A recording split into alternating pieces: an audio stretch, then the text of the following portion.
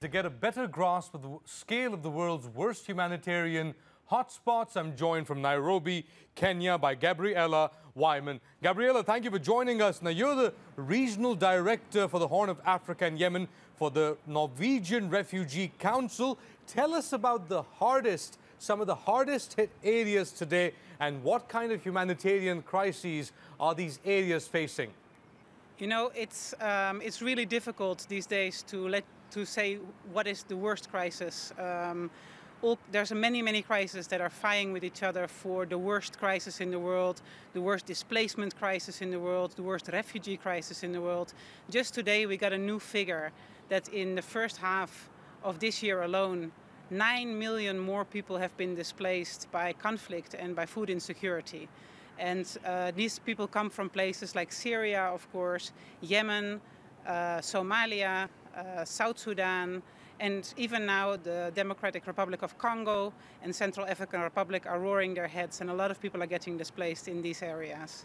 Explain to us then, you've got these hotspots in Syria, in Congo, in Yemen, but it also has a spillover or trickle-down effect, doesn't it? For example, when it comes to Syria, Jordan and Turkey and Lebanon have to bear the brunt of the crisis, but this trend seems to be everywhere.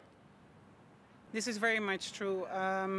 Unfortunately, just today, actually, in Uganda, the 1 millionth South Sudanese refugee passed its borders. Uganda has been incredibly hospitable to refugees. They are home to many refugees from many different countries, but by far, the South Sudanese are flocking into Uganda because of the atrocities that are happening in South Sudan itself.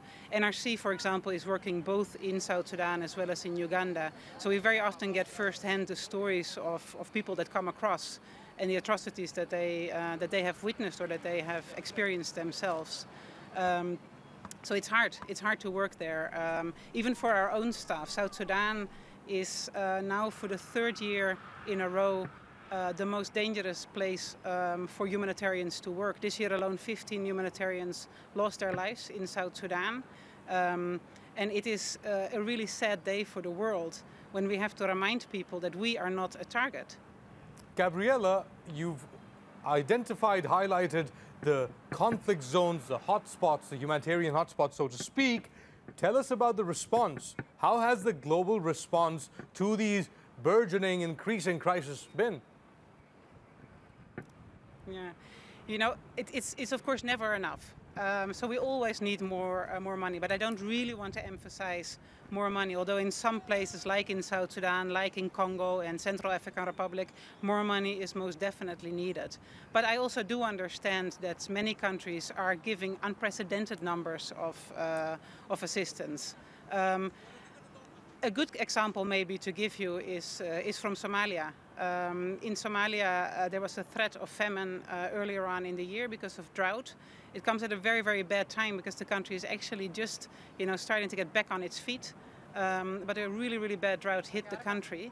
A large increase in the humanitarian response in Somalia, as well as a very good leadership by the Somali government has thus far averted famine, and this is really a success story. I would like to also particularly thank the people of Turkey in this respect, because Turkey has played a major role as well in this humanitarian response, and this has so far helped to avert a famine. So things can be done if we all work together. Gabriella Waaijman, thank you for joining us from Nairobi, Kenya.